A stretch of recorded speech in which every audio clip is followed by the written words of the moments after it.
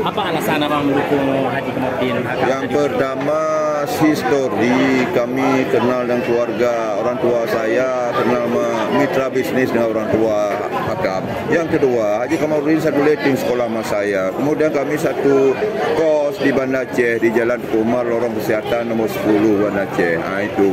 Jadi membuat kami ini, ya alumni SMA 2, terutama sekali SMA 2 dan SMA Melabuh 1987 memang generasi emas saat ini. Karena generasi kami ini mulai dari jenderal, direktur BTN itu ada letting kami, dan malah ada letting kami yang menjadi atase di kedutaan besar Belgia sekarang. Itu letting. Selain kami. Daripada pribadi abang tuh, apa yang membuat abang mendukung Haji Komarudin? Saya dukung Haji Komarudin yang pertama, kalau sisi politik, keseimbangan peta politikan, jabatan politis di Aceh Barat ini harus seimbang untuk menjaga pemerataan pembangunan di kemudian hari. Tidak boleh didominasi oleh suatu daerah. Jadi dengan ada Hakam Ai ini, kami mendukung beliau.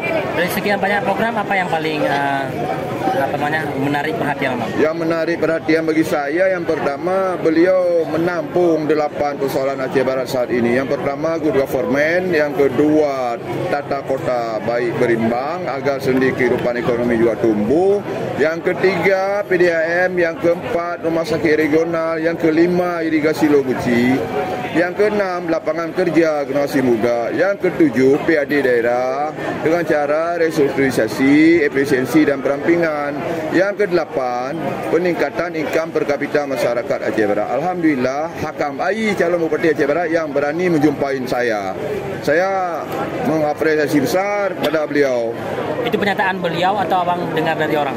Itu memang pernyataan beliau. Beliau datang langsung ke tempat saya. Haji Komarudin jam 6 pagi dia datang tempat saya. Kalau Bang Ai itu sekitar jam 11 dia datang tempat saya. Menerima saran-saran yang saya sampaikan di sosial media saya.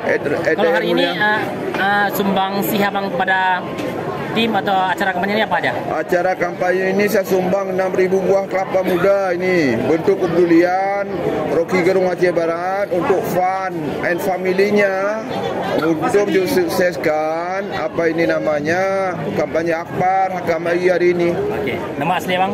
Nama asli saya Samsul Bahari, matahari dan laut. Matahari menerangi kegelapan, laut tidak menerima kotoran. Salam akal sehat Rocky Gerung Aceh Barat. Oke.